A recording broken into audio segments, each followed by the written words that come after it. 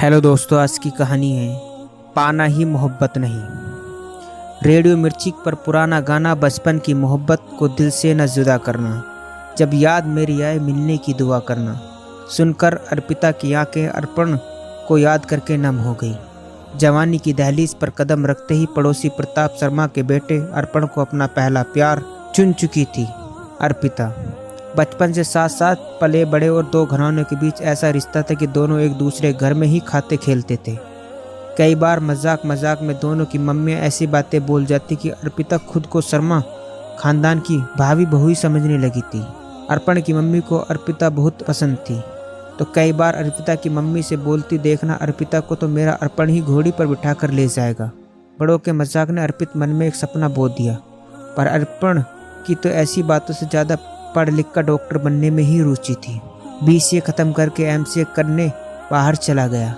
हंसी मजाक में अर्पण कई बार अर्पिता का हाथ पकड़ लेता, तो कई बार गाल पर थपकी, तो कई बार अपनी मम्मी की मजाक पर आंखें मारकर अर्पिता को हाय बीवी कह मजाक करते छेड़ लेता था, जिसका अर्थ अर्पिता के दिल ने कुछ और ही समझ लिया।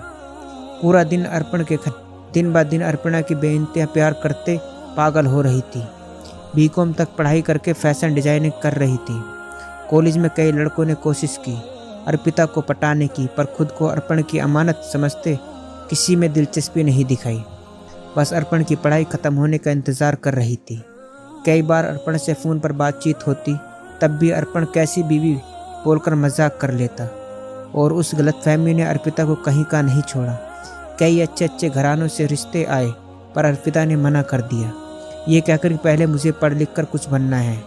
अर्पण के ख्यालों में खोई थी कि अर्पण की मम्मी हाथ में मिठाई का बॉक्स लेकर आए और बोले, लो जी, कल मेरा बेटा आ रहा है डॉक्टर की पढ़ाई ख़त्म करके, मुंह मीठा कीजिए।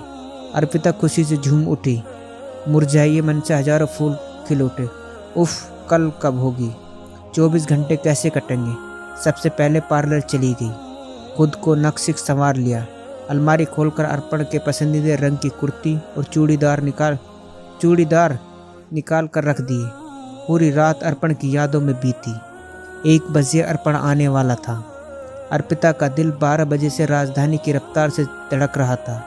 सलीके से सज धज का मुख्य दरवाज़ा खुला रखकर अर्पिता सोफे पर बैठ गई और अर्पण का इंतज़ार करने लगी। 1 बजे शर्मा जी के दरवाजे पर टैक्सी खड़ी हुई और पहले अर्पण उतरा और पीछे एक बेहद खूबसूरत लड़की उतरी, जिसका बहुत ही प्यार और चाहत के हाथ थामकर अर्पण गण की दहलीज तक ले आया। अर्पण ने पीछे मुड़कर देखा और अर्पिता को देखते ही बोला, हाय बीवी, come on meet my real बीवी सिंह। अर्पिता ने हाय हेलो किया, पर पैरों तलों से मानो जमीन खिसक गई। सारे सपने टूट फूट कर बिखर गए।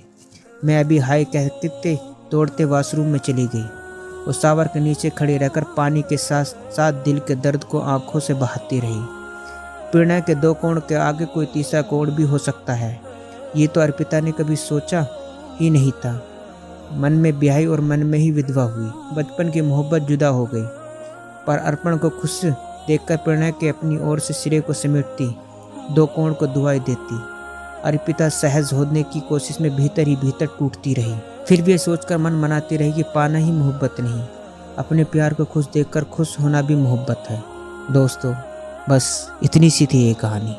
दोस्तों, कहानी अच्छी लगी हो तो चैनल को सब्सक्राइब करना ना भूलें।